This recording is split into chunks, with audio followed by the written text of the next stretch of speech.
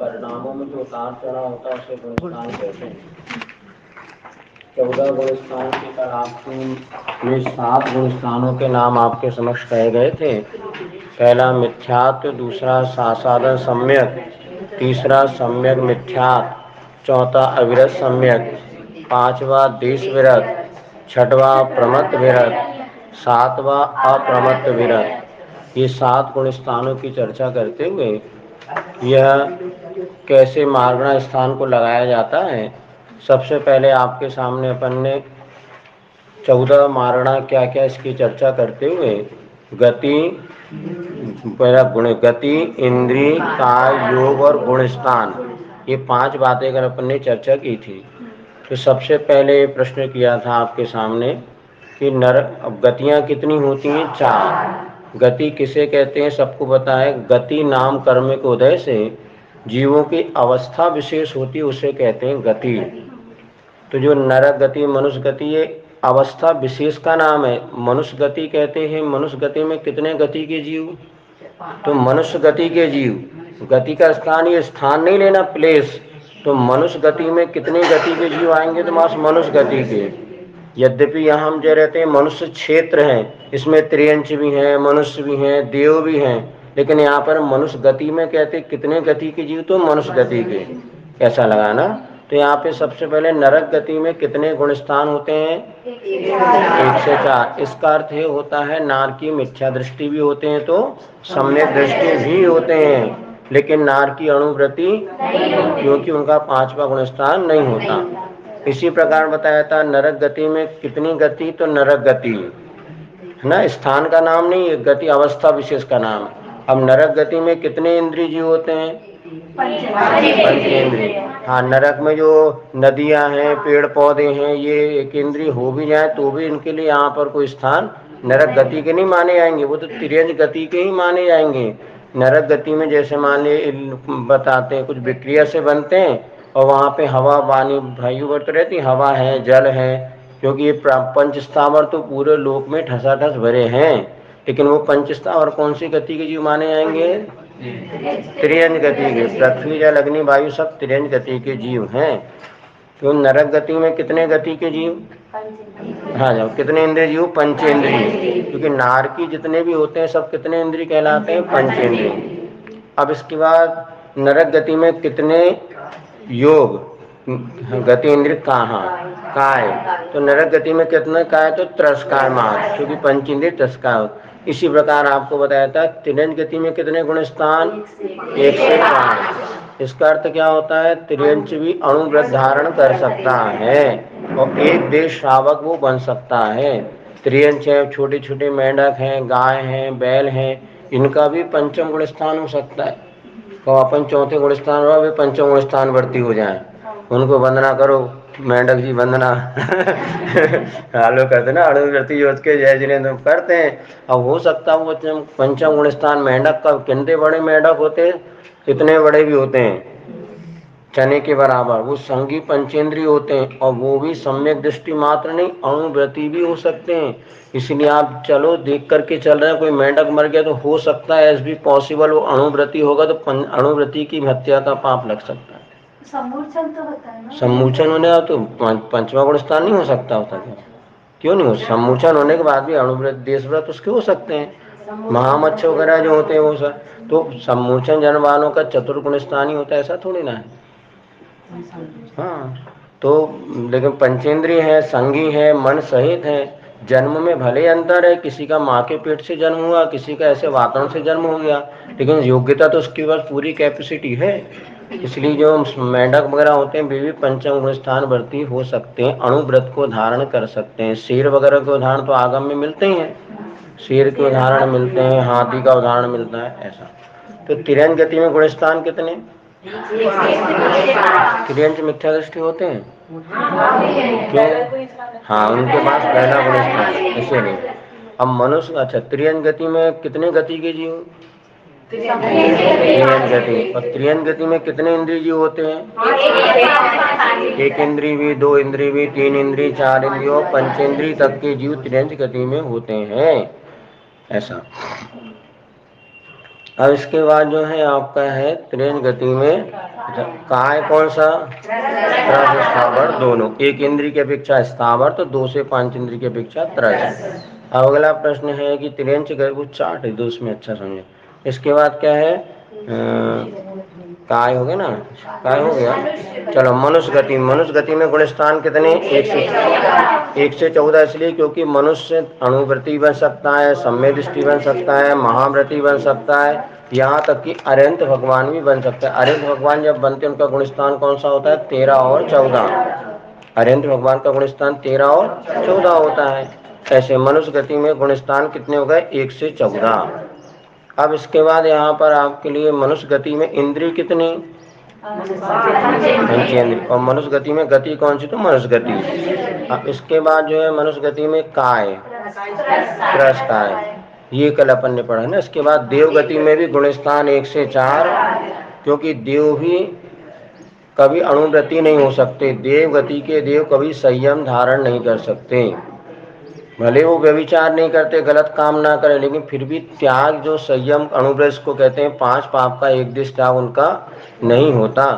पुस्तक से कोई मतलब नहीं, पुस्तक रख लो, घूमते रहेंगे पुस्तक में, वो घूम जाएंगे। सुनो तो, हाँ चलो, हाँ हाँ सर, भले उनका सर्वार्थ सिद्धि में देवियां नहीं होती, लेकिन उनका ब्रह्मचर्य व्रत नहीं होता। अब वहाँ पे वैसा निमित्त ही नहीं है, और वहाँ पे जीवन भर एक अहमंत्र वो रहते हैं, किंतु तो भी उनके पास संयम नहीं माना जा सकता। जैसे उनको जिस समय भूख लगे उसी समय वो उनके कंठ में अमृत झरेगा, चाहे वो भगवान की पूजन कर रहे हो, चाहे प्रवचन सुन रहे हो। जब उनको श्वास लेना, जब भूख लगे तो भूख उनका पूर्ति होनी पड़ेगी।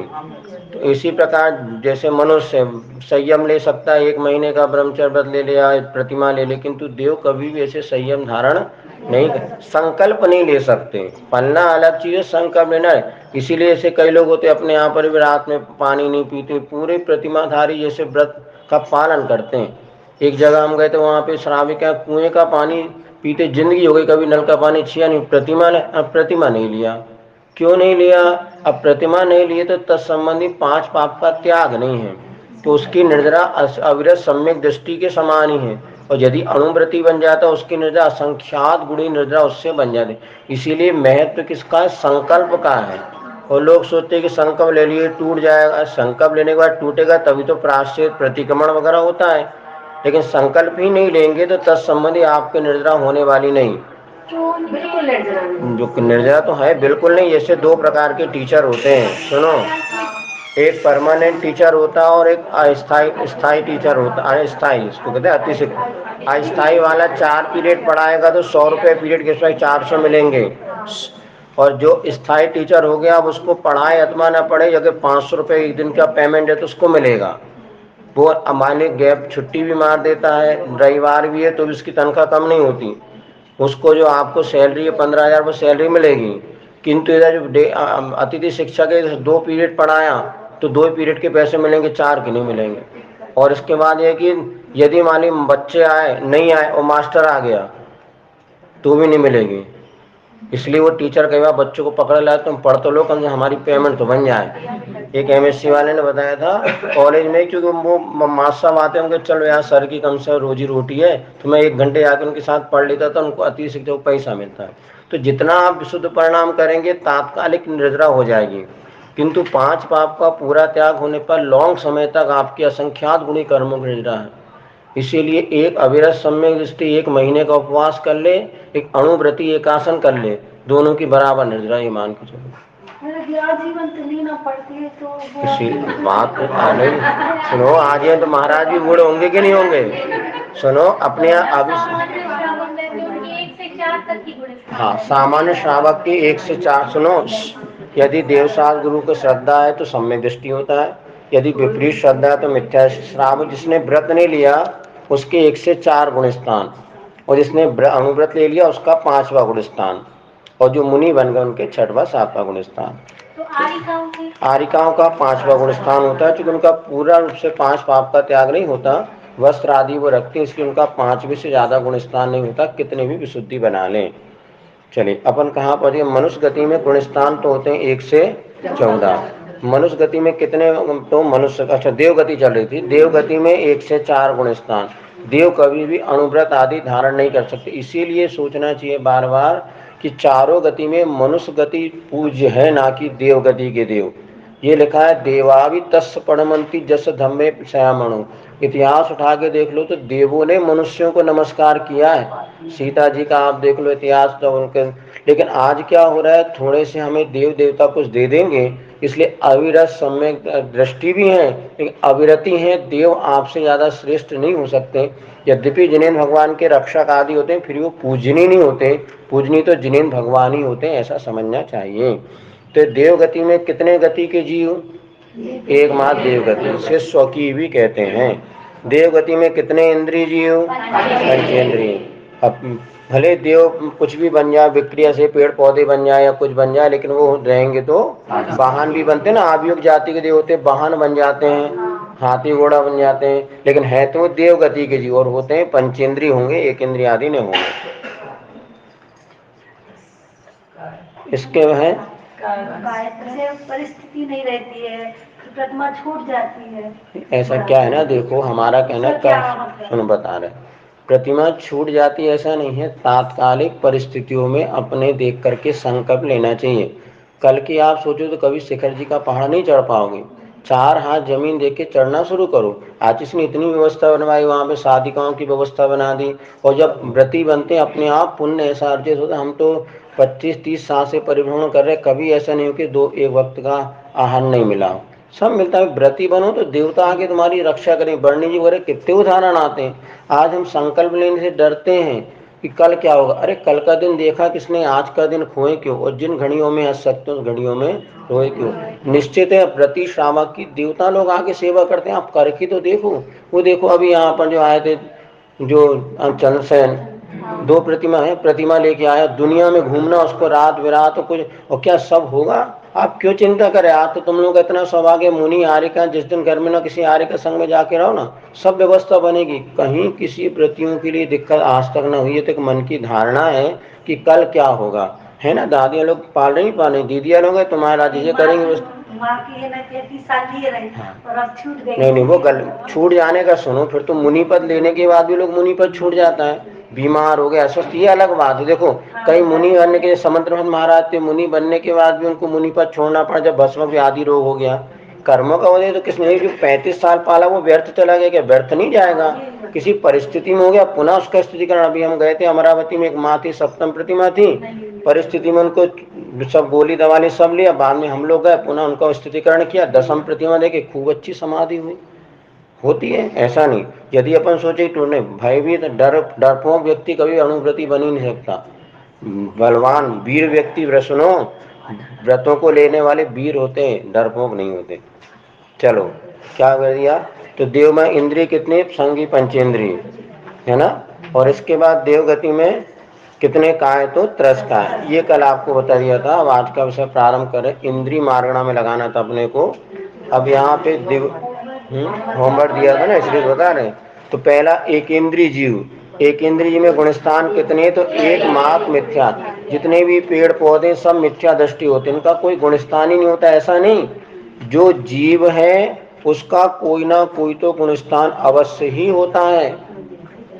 तो यहाँ पे जो मिथ्या पेड़ पौधे होते हैं ये जीव है, इनका एक पहला गुणस्थान। पानी का कौन सा गुणस्थान, पहला गुणस्थान। और 2 इंद्रिय से लेके 4 इंद्रिय तक के जीव का भी एक मात्र मिथ्यात्व गुणस्थान होता है। इसमें असंगी पंचेंद्रिय और जोड़ सकते हैं अपन। असंगी पंचेंद्रिय का भी गुणस्थान कौन सा होगा, पहला मात्र, एक मात्र होता है।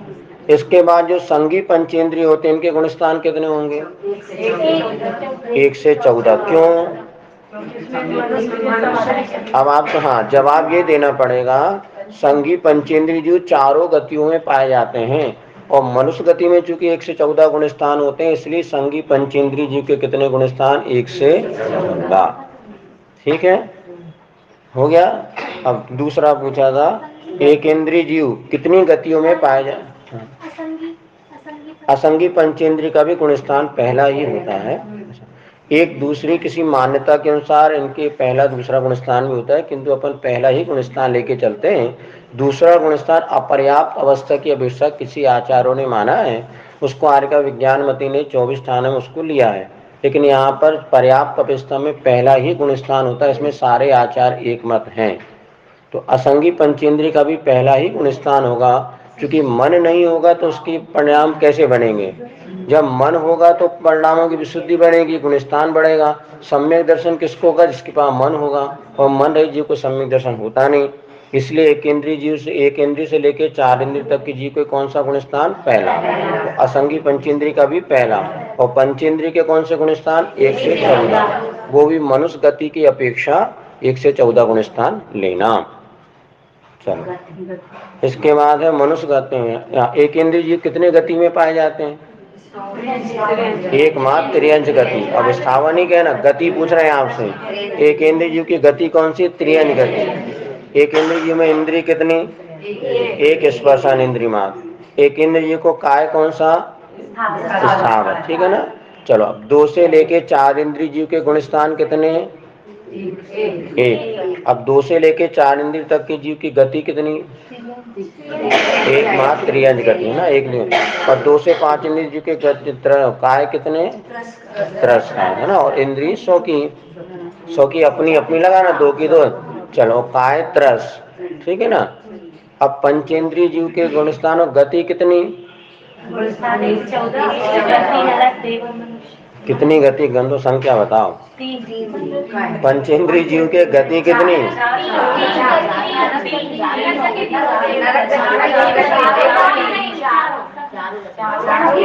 वही पूछ रहे थे कल, कितनी गति, कौन सी नहीं लेना बताओ, तुम्हें बताओ। मनुष्य तीन पंचेंद्रिय नहीं होते, 5 चारों गति। तो पंचेंद्रिय जीव में गति कितनी, 4 हो, क्योंकि निरंज गति में तो पंचेंद्रिय होते हैं ना। इसलिए नजर हटी दुर्घटना घटी, सावधानी से सुनो और सावधानी से पढ़ो। अब पंचेंद्रिय जीव के गुणस्थान हो गए, गति हो गई, इंद्रिय कितनी, पंचेंद्रिय। इसके बाद काय, काय कौन से, तो त्रस काय है ना। चलो, ये आपका हो गया था। अब अपने को थोड़ा सा और आगे बढ़ना होगा, तो चलो इसी में अपन और लगा लेते, फिर आगे आपको बढ़। इसके बाद अगली मार्गणा सुनो जल्दी, 10 मिनट में अपने को योग मार्गणा पढ़ना है, बहुत अच्छे समझ में आएगा। थोड़ा एक मन को एकाग्र करो, योग लिख लो नीचे।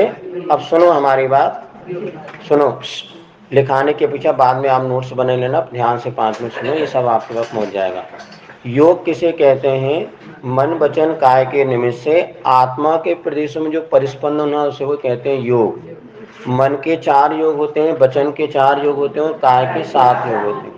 अब देखो, हमने जैसे आपसे पूछा हमारे हाथ में क्या है, आपने कहा ये पुस्तक है, ये सत्य है कि असत्य है, इसको कहते हैं सत्य वचन योग, और सत्य सोचा तो सत्य मनोयोग।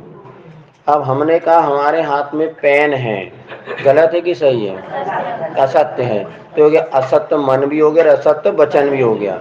अब इसके बाद हमने ऐसे आपसे पूछा कि ये हमारे हाथ में क्या है, एक वचन निकले ना हमारे मुख से, हमारे हाथ में क्या है, ये जो वचन निकले सत्य है कि असत्य है, क्या क्या है,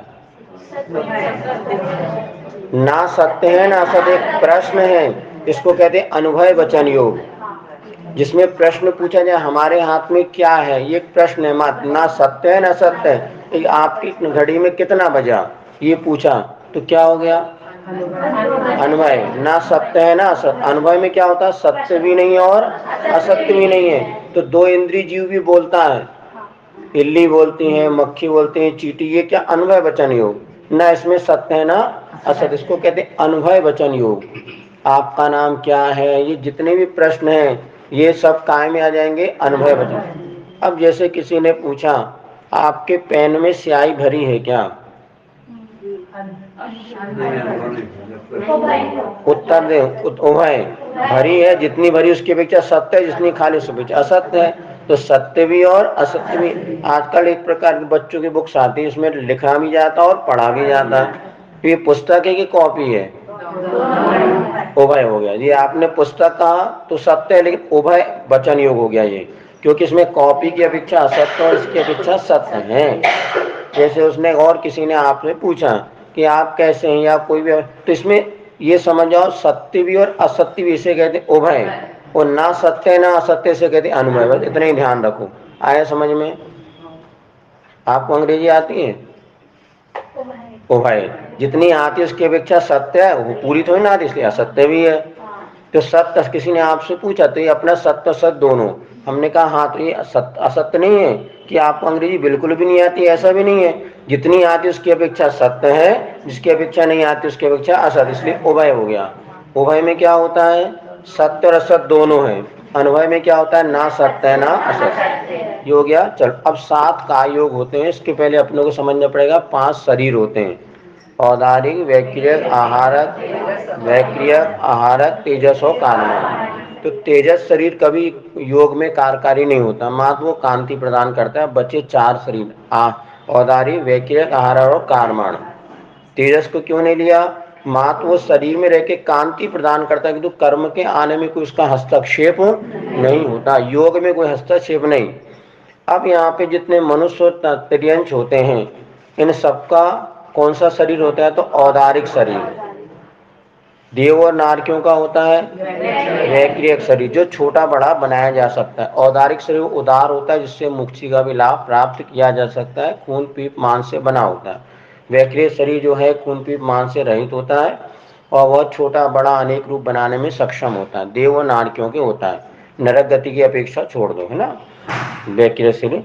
अब आहारक शरीर वो होता है जो मुनिराज के जब कोई शंका आदि होती है तो एक हाथ का पुतला निकलता है मस्तक से, वो आहारक शरीर होता है। जिज्ञासा आदि समाधान करके वापस शरीर में आ जाता है, वो आहारक शरीर कहलाता है। कार्मण शरीर वो होता है सभी कर्मों का आधार होता है, वो कार्मण शरीर। अब देखिए, किसी मनुष्य का जीवन भर, अभी अपन मनुष्य हैं तो हम कर्मों का ग्रहण किससे, कौन से शरीर से करेंगे? तो औदारिक शरीर से। जीवन भर हमारा कौन सा चलता है? औदारिक काय योग।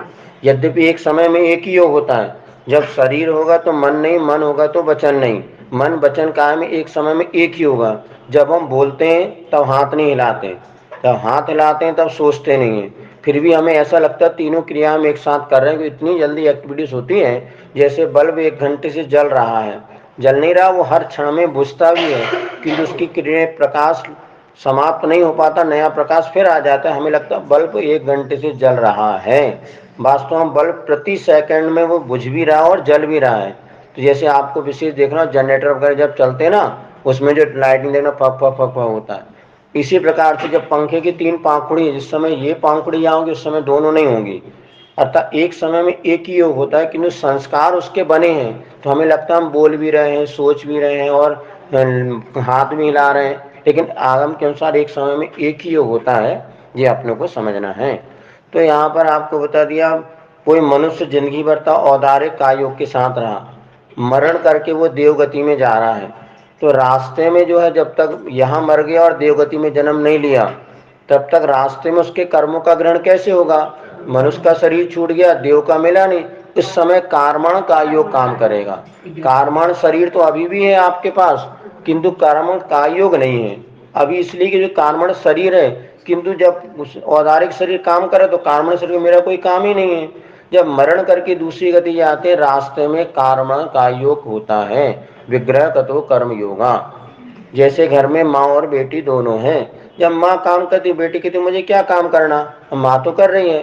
अब जब माँ को काम नहीं करना तो बेटी करती है, तो कार्मण का योग समझ लो बेटी के समान, और औदारिक का योग हो गया माँ के समान। तो माँ और बेटी दोनों साथ में है, लेकिन काम कौन करेगा? जब माँ करे तो बेटी नहीं करती, और जब बेटी करेगी तो माँ नहीं है तो बेटी कर लेगी। ऐसे कार्मण का योग विग्रह गति में होता है। कार्मण शरीर तो अभी भी है, किंतु कार्मण का योग नहीं। इतना समझ आया? समझ में? का योग किसे कहते हैं? परिस्पंदन, कर्मों को ग्रहण करने के लिए जो आत्मा के प्रदेश का परिस्पंदन होता है उसे योग कहते हैं। तो विग्रह गति में कार्मण का योग। अब देव गति में जन्म लिया, अब उसको देव का शरीर बनाने अंतर्मुहूर्त लगेगा। अंतर्मुहूर्त माने 48 मिनट से 1 या 2 समय कम। तो इतने समय में उसके लिए अब कौन सा शरीर? वैक्रियक मिश्र होगा, क्योंकि देव गति में जन्म लिया तो वैक्रियक मिश्र कायोग से वो कर्मों को ग्रहण करेगा। कब तक? अंतर्मुहूर्त माद।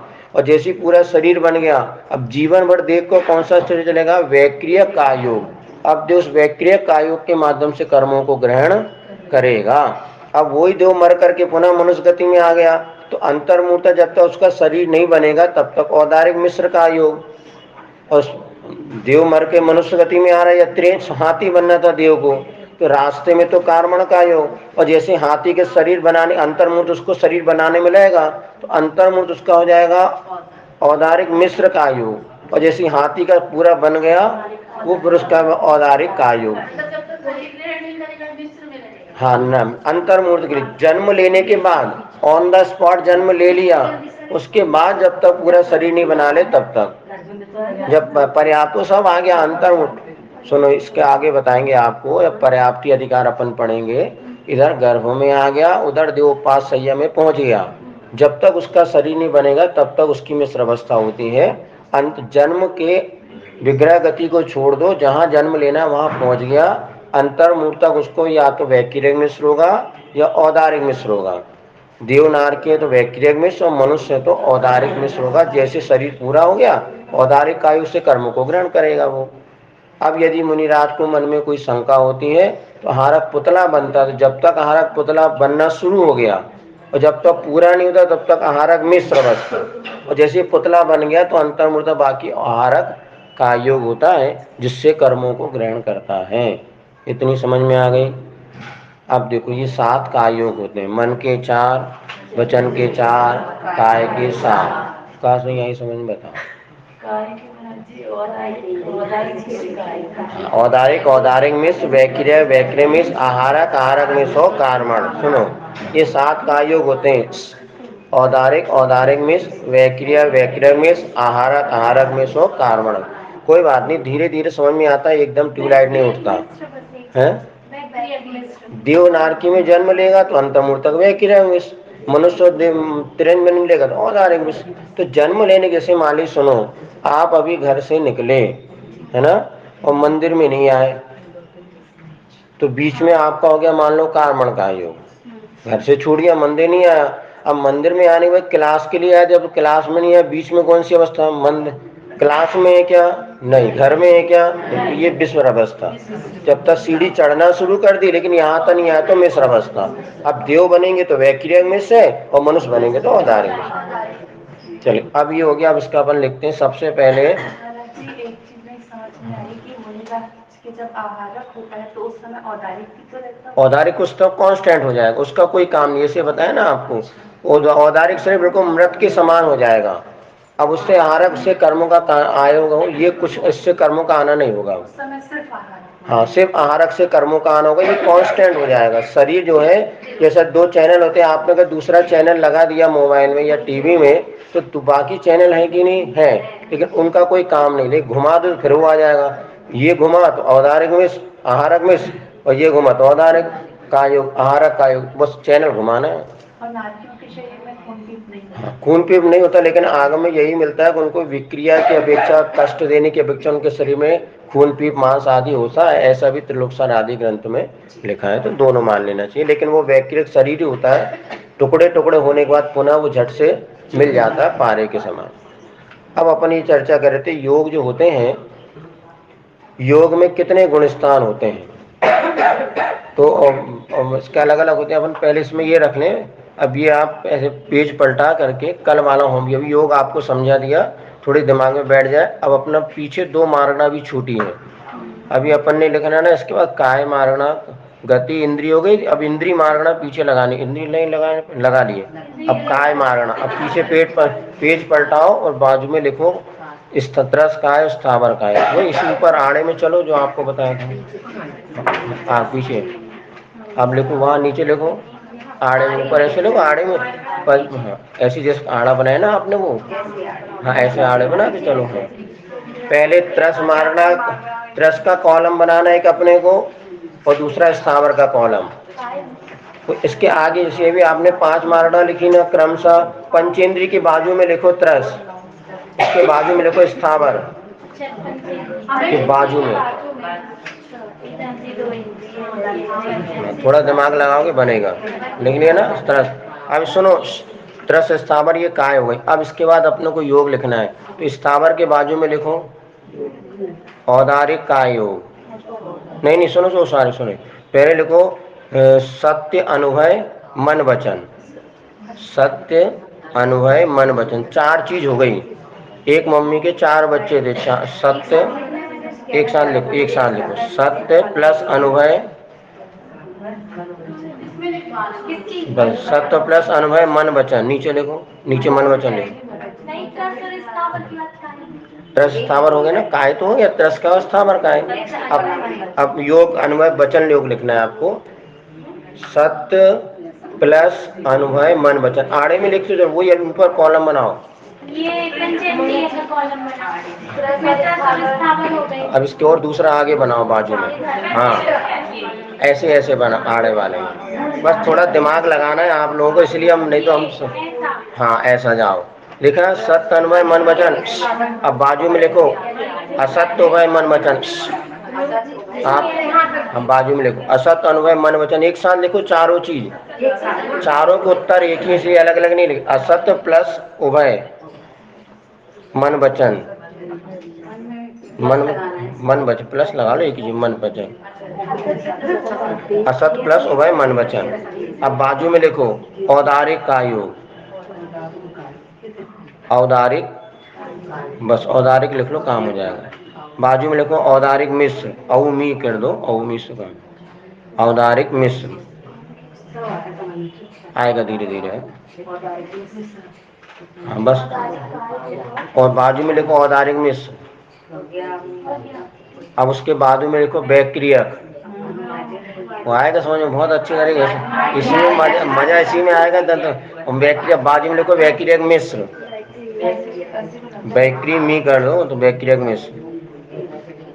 अब कोई बात नहीं, एक बना लेगा बाद में देखना। अब पीछे पलटा और वहाँ नीचे लिखो, नीचे से यहाँ से लिखो, नहीं ये पेज, हाँ अब लिखो आहारक प्लस आहारक मिश्र, एक ही कॉलम बनाना, आहारक प्लस आहारक मिश्र।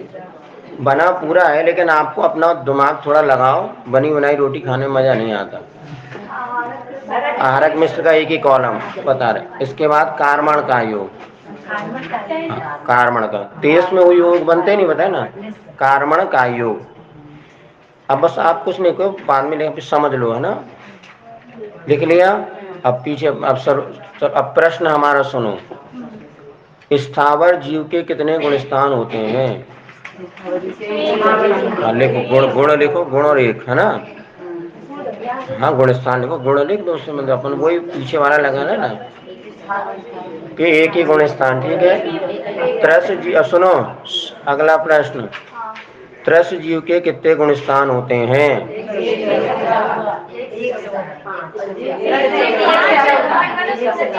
प्रश्न अभी हम लोग आप तो उत्तर बताओ, त्रस जीव के कितने गुण स्थान होते हैं? आ गया समझ में ना, लिखो, नहीं आया 1 से 14 को ये समझ में आना चाहिए बस।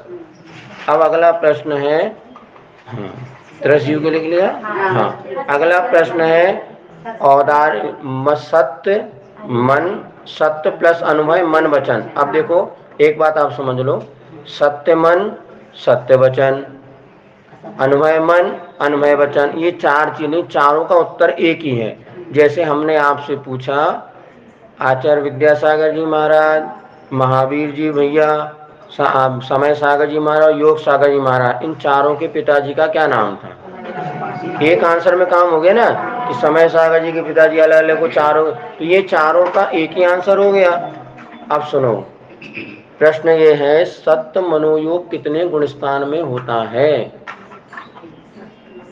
1 से 13 गुण स्थान, क्योंकि 13वें गुण स्थान तक सहयोग केवली होते हैं। तो सत्य मनोयोग के चारों का उत्तर एक ही, सत्य मनोयोग अनुभव मनोयोग, सत्य वचन योग अनुभव वचन योग का गुण स्थान 1 से 13। क्यों? क्योंकि देखो मिथ्या दृष्टि सत्य बोल सकता कि नहीं बोल सकता? बोल सकता, और केवली भगवान भी सत्य बोलते हैं, केवली भगवान भी अनुभव वचन बोलते हैं, और मिथ्या दृष्टि भी अनुभव बोल सकता है। तो पहले से लेके 13 गुण स्थान तक सत्य मनोयोग है, सत्य वचन योग है, अनुभव मन योग और अनुभव वचन योग है। आया समझ में? तो सत्य मन योग कितने गुण स्थान? और अन्वय वचन योग? अन्वय वचन योग 1 से 13 क्यों? मिथ्या दृष्टि भी अन्वय बोलता है तो केवल यानी भी अन्वय वचन बोलते हैं। केवल यानी सत्य बोलते ऐसा नहीं, वो भी प्रश्न होता है तो उसमें भी अन्वय आ गया ऐसा। अब दूसरा प्रश्न है असत्य और उभय मन वचन योग। असत्य और उभय इनके गुण स्थान होते 1 से 12, क्योंकि केवल ज्ञानी कभी असत्य नहीं बोलते और उभय नहीं बोलते। केवल ज्ञान 1 से 12 लिखो। असत्य और उभय में 1 से 12, ठीक है। अब इसके बाद औदारिक काय असत्य और उभय में आ गया ना। 12वें गुण स्थान तक असत्य बोला जा सकता है, बोलते नहीं अलग बात है, किंतु केवल ज्ञान के अभाव में या सत्य वचन युक्त तो सत्य भी बोलते हैं, ऐसा नहीं असत्य बोलते हैं, किंतु 12वें गुण स्थान में असत्य भी बोला जा सकता है। असत्य वचन योग है, बोलते नहीं अलग बात है, किंतु वहां पर वचन योग है केवल ज्ञान के अभाव में, इसलिए छद्मस अवस्था में तीर्थंकर आदि बोलते नहीं है। ठीक है, अभी तो इतना बना लो, फिर आप कल चिंतन करेंगे। चलो जल्दी से और लिख लो। औदारिक काय योग में गुण स्थान कितने होते हैं? 1 से 13। 1 से 13 गुण स्थान तक औदारिक काय योग होता है, क्योंकि केवल ज्ञानी को भी होता है और सामान्य मनुष्य को भी होता है। औदारिक मिश्र काय योग, औदारिक मिश्र काय योग कब बनेगा? जन्म के समय। तो जन्म कब होता है? तो हमेशा पहला गुण स्थान में जन्म होगा या दूसरे में या चौथे में। 3 ही गुण स्थान ऐसे होते हैं जहाँ जीवों का जन्म होता है। तो 1, 2, 4 और 13 लिखो, कल और समझा देंगे। औदारिक मिश्र में 1, 2, 4, 13 देखो। औदारिक मिश्र में 1, 2, 4, 13।